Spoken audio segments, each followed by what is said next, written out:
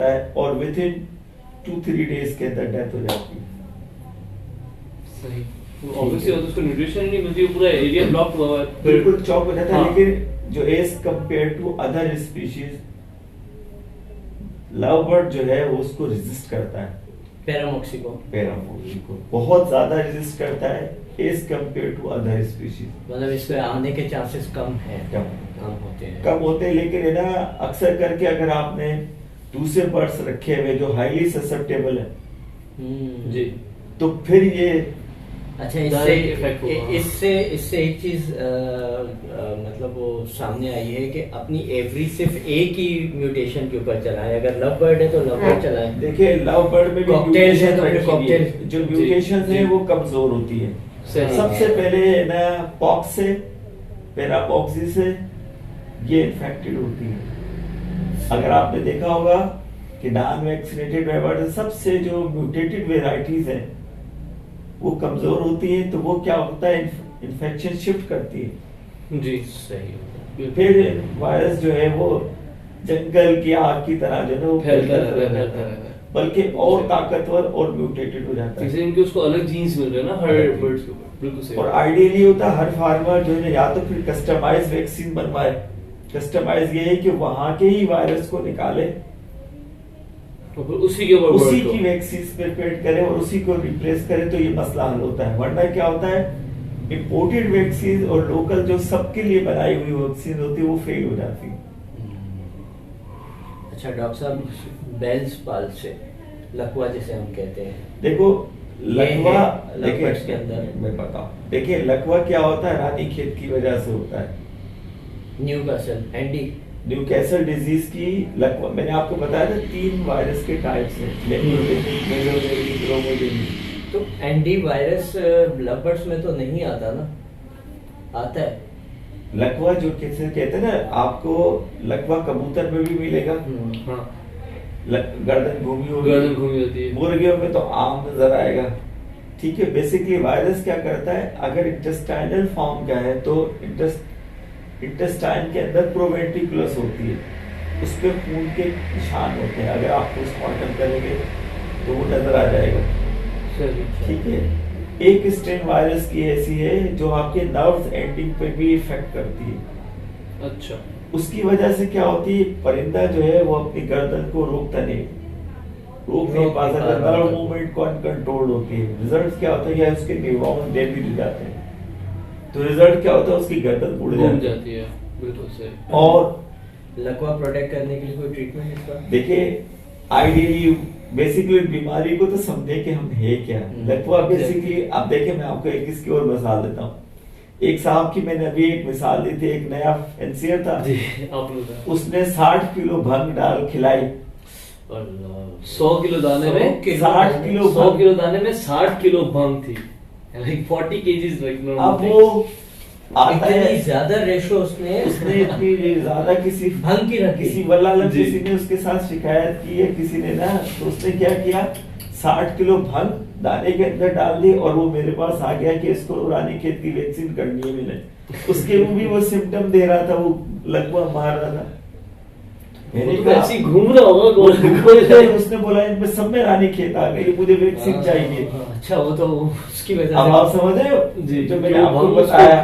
इसके बाद जब वो मेरे पास आया तो मैंने उसको बोला, यार ये तो मुझे पैरामॉक्सी के तो सिम्टम नहीं लग रही है, तुम कह रहे हो। अब उसने जिन जिन लोगों को दिखाया उन्होंने बोला आपके फार्म में रानी खेत आ गई। जब वो मेरे पास आए मैंने कहा यार ये मुझे कुछ समझ में नहीं आ रहा, ये चक्कर क्या है, क्योंकि ये तो है ना न्यूरोलॉजिकल सिम्टम तो दे रहा है, लेकिन ये तो मुझे वायरल वाला तो नहीं लग रहा है। चक्कर क्या है? तो अजीब सिचुएशन चल रही है। तो मैंने कहा यार तू मुझे जरा दिखा तो सही क्या कहते हैं।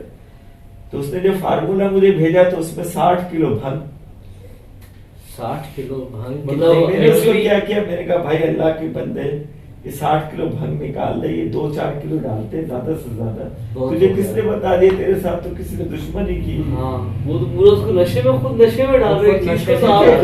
अब ये एक वेटनेरियन के लिए बहुत ही डिफिकल्ट सिचुएशन होती है कि वो उसको असेस करे कि बेसिकली टॉक्सिकोलॉजी है, ये वायरोलॉजी है, या इंसान का अपना ये या किसी ने जो नहीं, ये खुद अपनी शैतानी हरकत करेगी। जी। अब अगर कोई शराब पिला के लाएगा तो शराब में भी टून होता है, टून होता परिंदा। है बर्ड, एग्जैक्टली। ठीक है, ये वाली जो कहानी है ना, ये मिसलीड और इंफॉर्मेशन। या एक साहब आए, उन्होंने क्या किया कि वो एंटीबायोटिक्स इतनी दे रहे थे, ग्राम्स में दे रहे थे, जो मिलीग्राम्स में थी वो ग्राम्स में दे रहे थे, बहुत हैवी डोज दे रहे थे। उसके टॉक्सिक सिम्टम्स अलग और उसके पास वो प्रॉब्लम भी नहीं थी। एंटीबायोटिक तो वैसे एक चीज सही करती है, दूसरी खराब कर देती है, ऐसा। ठीक है, तो अब ये इश्यूज जो है ना, ये एक न्यू फैंसी है, जब तक कि उसकी कोई सीनियर के साथ वो नहीं है मौजूद और वो सीनियर उसको प्रॉपर गाइड नहीं कर रहा है, मैं कहूंगा कि वो परिंदों के साथ जुल्म ना करे। जुल्म हो रहा है, बिल्कुल सही बात है।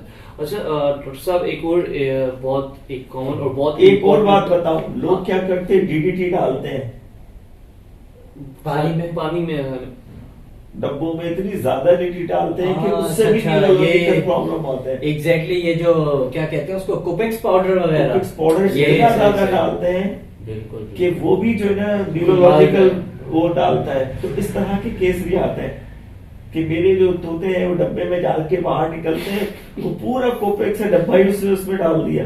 डॉक्टर साहब, इसीलिए मैं कुपेक्स पाउडर तो इस्तेमाल भी नहीं करता। अब वो बिल्कुल थोड़ा डालते हैं। उसने क्या किया, अब उसकी मैंने जब ये सुना ना, मैंने कहा यार ये क्या कहानी है।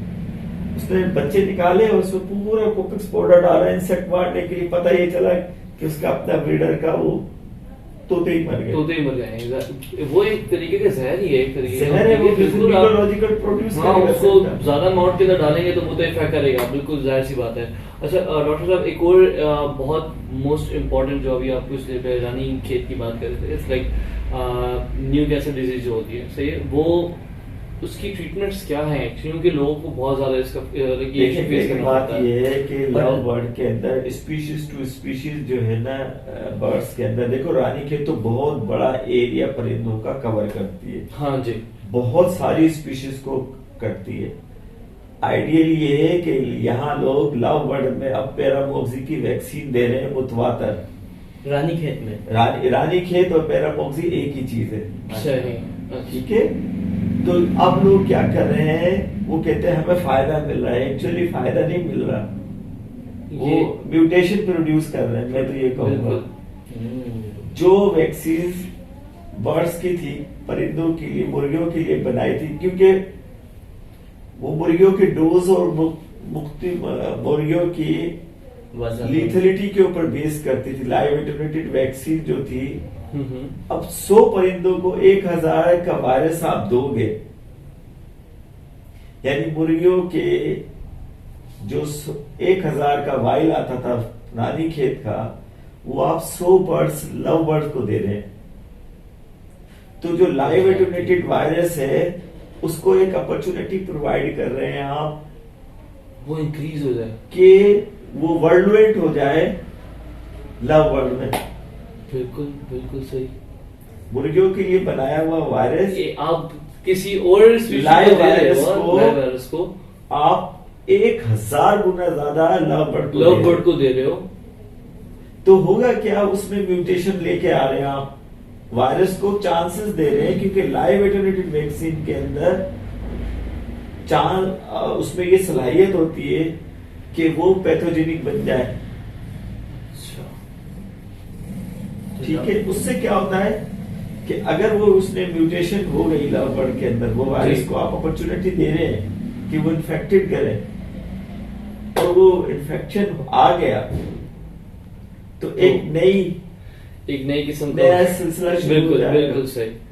तो अब एक साहब आए, वो मुझसे कहने गए कि उसमें तो फायदा होता है, और उसने क्या किया, लव बर्ड में भी दे दी, बजरी में भी दे दी, सनक्योर में भी दे दी, सिमिलर वैक्सीन, और उसके पास बर्ड्स थे 100, और उसने 2 वाइल 1000 के पानी में मिलाए और उसको दे दिया सबको जाती सारे बर्ड का 100 में मिला दिया उसने।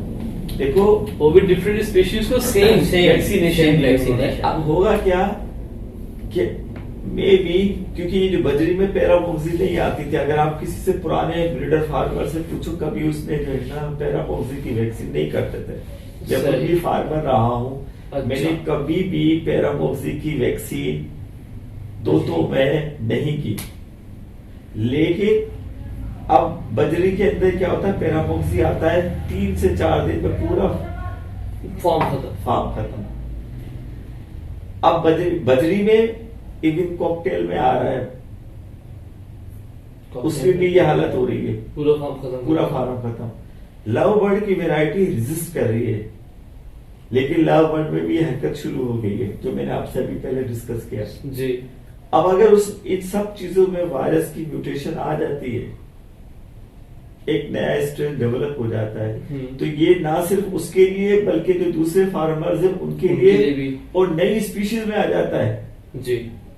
तो यूं समझे एक नया प्रॉब्लम, और हम ऑलरेडी रिसर्च एंड डेवलपमेंट पे काम करते रहे, अगर और नई वैक्सीन बनाने के लिए टाइम चाहिए, सैंपल कलेक्शन पे उनकी वेरीफाइड कर लिए। अच्छा डॉक्टर साहब, एक और मसला भी है, वो मसला ये है कि लोगों को पता भी नहीं है कि कोई डॉक्टर या कोई वेटनरी डॉक्टर लव बर्ड्स के ऊपर या कोई और दूसरी म्यूटेशन के ऊपर काम कर रहे हैं। तो मैं आपसे ये कहना चाहूंगा कि अगर कोई मतलब ये वीडियो देखने के बाद लाइक आपको कांटेक्ट करना चाहे और आपसे पूछना चाहे या कोई आपकी हेल्प हो, तो क्या आप उनको बिल्कुल वेलकम करेंगे? मदद कर रहा हूँ हेल्प कर रहा हूँ लोगों को, साइंटिफिक पे टेक्निकल बेसिस पे बता रहा हूँ कि आप खुद जो है ना, नीम हकीम खतरा जान होता है, वो मत करें, किसी की गाइडेंस में चले तो वो बेहतर है। बिल्कुल ऐसा ही है।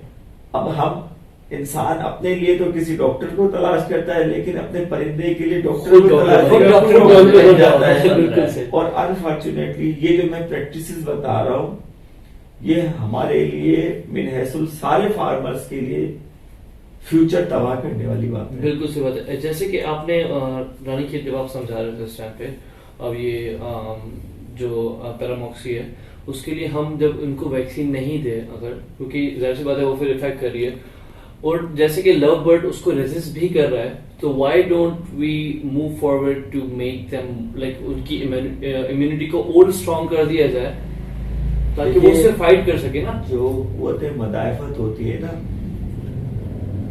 कुव्वत मदायफत एंटीबॉडीज जो है वो बजाय डेड एंटीजन के एक्सपोजर के इम्यूनिटी नहीं बनती।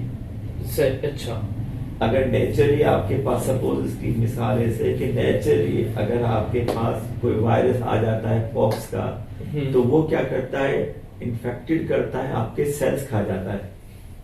पॉक्स की मैं आपको मिसाल दे देता हूँ। पॉक्स में होता है क्या, पूरे जिस्म के ऑर्गन्स पे मल्टीप्लाई होता है, यानी आंख के पीछे से भी निकलता है, सॉफ्ट टिश्यूज को टारगेट बनाता है, मुंह के म्यूकोजा के ऊपर, पंजों के ऊपर, पैरों के ऊपर, और इंटरनली लिवर के सेल्स को खाता है। खाने से मुराद मैं फार्मर की उस पर बता देता हूँ, डिफरेंट टिश्यूज के ऊपर इन्फेक्टेड करता है। आंतों में भी नजर आएगा, लिवर में भी नजर आएगा, ट्रीके में भी नजर आएगा, लंग्स में भी मैंने देखा है, मुंह के ऊपर भी निकला हुआ होता है। बेसिकली होता है क्या, ये नेचुरल इन्फेक्शन होता है जी। वैक्सीन का कॉन्सेप्ट क्या होता है, वैक्सीन के अंदर डेड वायरस होता है, डेड होगा, या जिसे कहते हैं नीम मुर्दा वायरस होता है। सही, ठीक है। अब जब नीम मुर्दा वायरस आपके जिस्म में जाता है, तो आपका जो इम्यून सिस्टम है वो उसके खिलाफ एंटीबॉडीज बनाता है। जब नेचुरली कोई वायरस आता है, तो वो उसकी शक्ल समझ जाता है कि ये मेरा दुश्मन है। ठीक है, उसको जस्ट हम एक अवेयरनेस देते हैं कि तुम मुझसे फाइट कर रहे हो, राइट। और वो क्या होता है, यूं समझो कि वो एक तरह का डॉक्टर साहब है जो कि सो जाता है अगर आप उसको वैक्सीन नहीं देते। बिल्कुल सही, उसको हम जगा रहे हैं। उसको जब आप बार बार वैक्सीन देते हैं तो वो डॉक्टर साहब जागता रहता है, एक्टिव रहता है। बिल्कुल सही, ठीक है। अब उस डॉक्टर साहब को आपने क्या करना है, बार बार कुदरत ने आपके जिस्म में एक इम्यून सिस्टम दिया है। यूं समझे कि डॉक्टर साहब को अगर उसको भी ताकत के लिए आपको कुछ चीजें चाहिए, बिल्कुल, उसकी न्यूट्रिशन जिस्म की अच्छी होगी तो उसकी इम्यूनिटी अच्छी बनेगी। यानी यूं समझ लो, मैं उर्दू में या फार्मर्स को समझाने के लिए, लेमन फार्मर्स को, कि उस डॉक्टर साहब की खिलाई पिलाई अच्छी करोगे तो जाहिर सी बात है, तो वो अच्छा रिस्पॉन्स चलेगा। अगर वो सर्दी से नहीं बच रहा, गर्मी से नहीं बचा, क्योंकि आपने केज में बंद कर दिया उसको, बिल्कुल ठीक है। जैसे मैं इसकी एक मिसाल देता हूँ कि मैंने एक 10 फार्मर्स को वैक्सीन दी, एक ही बेचता वैक्सीन की, एक ही लॉट थी, और वो 10 के 10 में से 2 बंदों ने मुझे कहा कि बेहतरीन रिजल्ट है, बहुत अच्छी वैक्सीन का रिजल्ट है। जो 10वां बंदा था उसने बोला कोई रिजल्ट नहीं है। मैंने 3 डोज कर ली और उसने वो होने शुरू होने लगा कि भाई ये मेरे पास तो रिजल्ट नहीं आया, ये है और वो है। तो मैंने कहा कि यार ये 9 आदमी तो प्रूविंग कर रहे हैं, एक ही लॉट की पूरे साल की एक ही वैक्सीन का लॉट बनाया हुआ था, तो 9 आदमी तो पॉजिटिव दे रहे, 10वां आदमी नेगेटिव क्यों है? तो मैंने कहा अच्छा भाई चल तेरे साथ जाके देखते क्या इशू है, क्यों रिजल्ट नहीं आ रहा। जब वो जाके देखा तो 7वें फ्लोर के ऊपर सर्दियों के दिन थे, कोई छत नहीं थी, तेज ठंडी हवा आती थी, परिंदों के अंदर कोई, और वो टेम्परेचर आपको पता है ऊपर, और उसमें तो 3 डोज वैक्सीन के पिला के वो किराए के ना वैक्सीन का रिजल्ट ही नहीं आया। तो मैंने उसको बोला बर्ड्स तो ऑलरेडी स्ट्रेस में था। मैंने कहा मेरे भाई जब बर्ड्स स्ट्रेस में होगा, खुराक अच्छी नहीं होगी, इन्वायरमेंट अच्छा नहीं होगा, पूरी प्रॉपर, तो ये वैक्सीन तो क्या ये बर्ड्स में तुझे रिजल्ट नहीं देगा, हेल्प ही नहीं होगी उससे, उसको मैंने कहा भाई बिल ही नहीं होगा। मैंने कहा बेहतर ये है कि भाई तू अपना ये, जब तुझे पता ही नहीं है इस सिलसिले का, तूने फौरन कह दिया कि ना वैक्सीन का रिजल्ट नहीं है। मैंने कहा ये तो बर्ड्स ऑलरेडी इतना स्ट्रेस है, इसमें वैक्सीन क्या करेगी? 7वें फ्लोर के ऊपर ठंडी हवा चल रही हो, जहां टेम्परेचर 8 और 9 चल रहा हो, उसमें वैक्सीन क्या करेगी? उसमें वो बेचारा जो है ना खुद परिंदा अपने आप को बचा रहा है, या उसका तो बेचारा तुमने जो डॉक्टर साहब था उसके जिससे उसको बेचारे को तुमने मार दिया। तो वो जो उसके बेचारे के कंपाउंडर, टेक्नीशियन, हॉस्पिटल जो भी उसका चल रहा था वही बेचारा मर गया। तो अब ये रिजल्ट क्या देगी? तो मैंने कहा वैक्सीन जो है वो भी उस डॉक्टर साहब को याद ध्यान ही करती है, लेकिन वो सर्दी से बचे या वैक्सीन के खिलाफ से। तो बेसिकली वैक्सीन का रिस्पॉन्ड क्या होता है? कमजोर बच्चों में रिजल्ट नहीं देगी क्योंकि वो ऑलरेडी वीक होते हैं। बूढ़े बड़ों में रिजल्ट नहीं देगी क्योंकि उनका इम्यूनिटी का कमजोर होती है। प्लस जिसकी मेल न्यूट्रिशन खराब होगी, अंडर न्यूट्रिशन बर्ड्स होंगे, उसमें भी नहीं देगी। ठीक है, तो 100 अगर आपके पास बर्ड्स हैं तो सारे तो जवान नहीं है, बिल्कुल उसमें बूढ़े भी है, उसमें बच्चे भी है, उसमें पट्टे भी है। तो ये कहना कि एक वैक्सीन हमने 100 बर्ड्स में दी वो सारे से, और उसमें से एक में आ गया इन्फेक्शन, से बोला ये तो है ही रिजल्ट खराब ही। ठीक है, ऐसे ही हमारे यहाँ ह्यूमन बीइंग में सबका इम्यून टाइटर अपना होता है।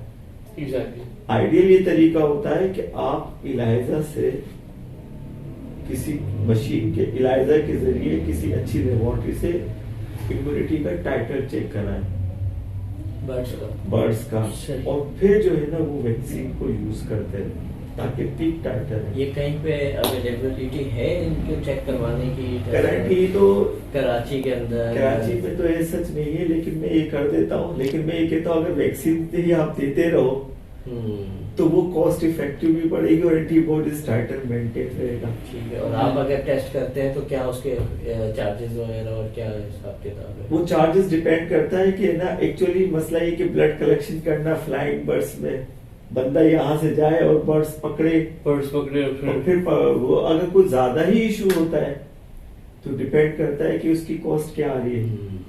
सही, ठीक है, तो ये सारे फैक्टर्स हैं बेसिकली प्रॉपर, जिसे कहते हैं ना बर्ड्स हस्बेंड्री, जिसमें न्यूट्रिशन आ जाती है, आपकी क्लीनिंग आ जाती है, आपकी मैनेजमेंट आ जाती है, सर्दी गर्मी से बचाव हो जाता है, और ये सारे फैक्टर्स को देख के अच्छा फार्मर बनता है, अच्छा ब्रीडर बनता है। अच्छा फार्मर, अच्छा ब्रीडर उसी सूरत में बनता है जब ये सारी चीजों की उसकी नॉलेज होती है, नॉलेज हो रही, कंप्लीट हो रही। और नए जो फैंसियर है मैं उनके लिए सजेस्ट करूंगा कि किसी पुराने के साथ अटैच हो जाए, ना कि खुद जो है ना ये तजुर्बे करने शुरू करें। मैं तो डॉक्टर साहब देखा कि पुराने फैंसियर भी आजकल यूट्यूब के ऊपर वो बहुत सारे बीमारियां खुद ही बता रहे हैं कि एंटीबायोटिक दे दें और देखो क्रीम लगा दें, कोई ट्यूब ऑइंटमेंट लगा दें। देखिए मेरी बात सुने कि जो पुराने फैंसियर है ना, मैं उनसे कहूंगा कि वो अगर अपनी और आने वाले वक्त का मुस्तकबिल चाहते हैं तो इस तरह से शेयर ना करें बगैर ना। मैं भी अगर मुझसे ये कहा जाए मैं इंसानों का इलाज करना शुरू करूं तो मैं कभी भी नहीं करूंगा, जबकि मैं जानता हूं उनकी सारी नॉलेज। तो जब एक बंदे को इन चीजों का पता ही नहीं, प्रॉपर रास्ता दिखाए ना कि मिसलीड करें।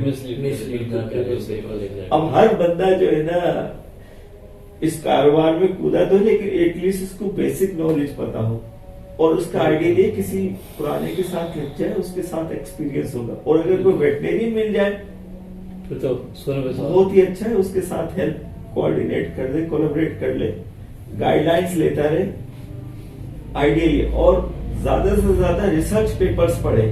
आजकल बहुत आसान है, इंग्लिश के पेपर्स को जो उर्दू में ट्रांसलेट करो और पढ़ लो कि डॉक्टर साहब क्या कह रहे हैं, ये यूट्यूबर क्या कह रहा है, तो उसमें दूध का दूध पानी का पानी आ जाएगा। आसान तरीका। बिल्कुल सही, बिल्कुल सही।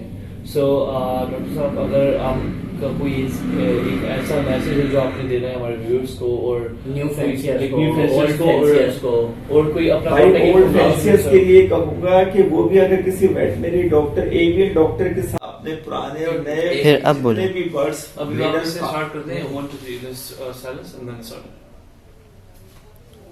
देखिए मैं ये कहूंगा कि नए और जो पुराने फार्मर्स हैं हमारे, वो अगर किसी वेटनरी डॉक्टर के साथ कोऑर्डिनेट कर लें, कोलैबोरेट कर लें, मशवरा ले लें तो आइडियल है। दूसरी बात ये कि डॉक्टर की भी बात से पहले ये कि आपके पास आजकल जो आईटी है, आपके पास जो इंफॉर्मेशन चीजें मौजूद है वो आपके हाथ में मोबाइल पे मौजूद है। आप हर बात को कंफर्म खुद कर सकते हैं। आप रिसर्च पेपर पढ़ के आप ऑथेंटिकेटेड नॉलेज पढ़े। अगर वो इंग्लिश में है तो उसको गूगल से ट्रांसलेट करें उर्दू के अंदर और पता कर लें। लेकिन खुद जो है ना, हर चीज का आदमी एक्सपर्ट नहीं होता। बिल्कुल सही बात है। अगर मैं वेटनरी डॉक्टर हूं तो मैं एक्सपर्ट नहीं हूं ह्यूमन बीइंग के डॉक्टर्स का। डेफिनेटली मैं इंसानों के डॉक्टर के पास जाऊंगा कि मुझे इस चीज की मालूमात चाहिए, मुझे इंफॉर्मेशन चाहिए। तो अगर कोई जानवर बीमार है तो एवियन वेट के ढूंढे, उससे पूछे, मशवरा ले, और उसमें भी अगर कोई डाउट है तो वो इंफॉर्मेशन आप नेट के ऊपर जाके खुद शेयर कर लें, देख लें, तो आपको एक प्रॉपर रास्ता, गाइडेंस मिल जाएगी कि क्या करना है, ना कि खुद उस जानवर के साथ जुल्म हकीम लुकमान बन जाओ, या जैसे कहते नीम हकीम खतरा होता यही है। एक न्यू फैंसियर एक स्पिरिट के साथ इस मतलब हॉबी के अंदर आता है और अनफॉर्चुनेटली वो कोलैप्स कर जाता है बीमारियों की वजह से, क्योंकि उसको बर्ड की हैबिट, बर्ड के साथ रहना, उसको एक मतलब चलाना, बर्ड को किस तरह से रखना है, एक मतलब पैक है बर्ड, फ्लाइंग भी नहीं कर रहा, ओपन एनवायरनमेंट के अंदर भी नहीं है, एक छोटी सी जगह पे बंद है। देखिए तो कैसे अच्छा ब्रीडर तो अच्छे ब्रीडर के साथ ही बनेगा। मैं ये मशवरा दूंगा कि किसी भी सीनियर के साथ पढ़े। अगर बीमारियों का और इलाज का मामला है वो किसी वेटनरी के हवाले करे।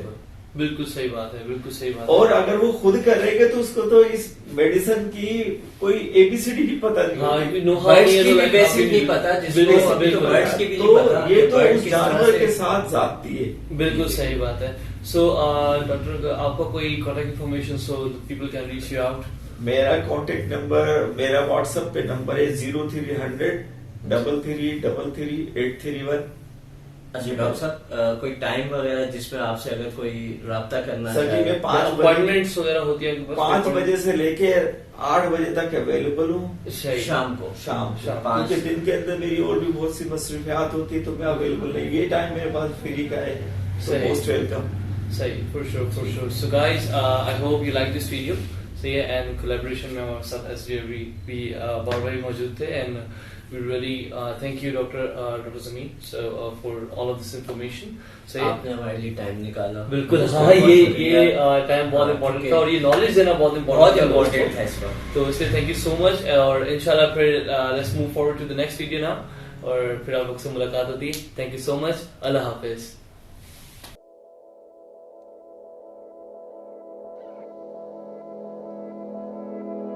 you